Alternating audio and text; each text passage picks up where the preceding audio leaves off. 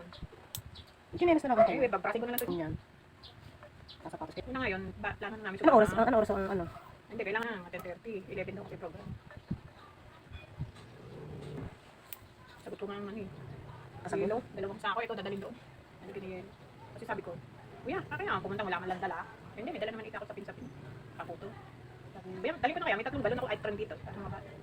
May yelo nilang dalhin mo. Mas kailangan ng yelo. Magdamot yun. Ano, teka. Yun na naman may...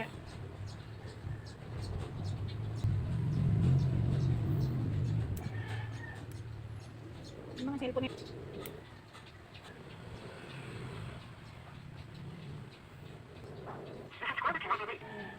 Kanina pa. Dali akong kulay kanina. Kaligo na kayo. Wow. Hindi ako nag-isend. Kanina punta na ako sa Ilaya. Pinapay.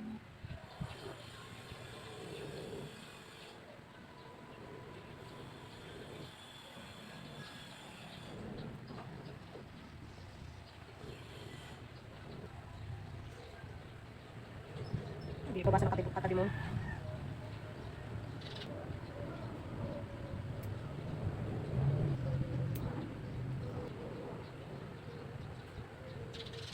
Tawag ako dumating yung ganyan. Pero ako yung asawa ng kaibigan ko, nakapunta ng Bulacan eh.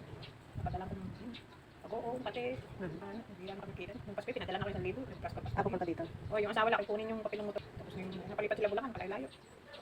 Ay, 1,000, balikan. Oo, yun yung pumunta na nung January 3. Nagagalit niya ako. Sabi ko, ba't nila pumunta sa akin? Hindi ko sinabi.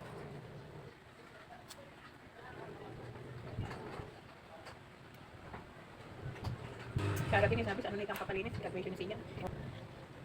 Na lang. Nung kausap ko yung kuya ni. Ang ganda ng mindset nila. Wala. Hindi matututo yung mga angkanda. Kanila rin. Hindi rin kami nasama nga. Hindi rin kami sinasabihan eh. Wala kang bililinis ka niya kayo. Sakit talaga na.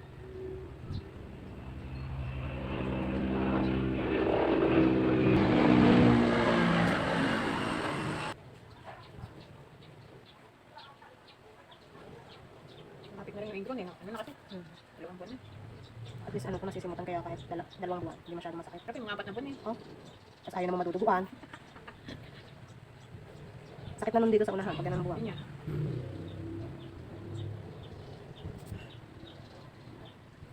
Saan ka ba magpuputs pa? Diyan, sa magkapatid. Kaya natin nene. Nini?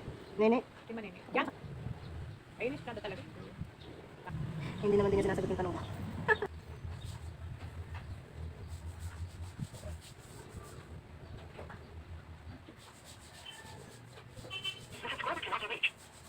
Sumagot nga yung ano, wala daw siya sa bahay. Ayan.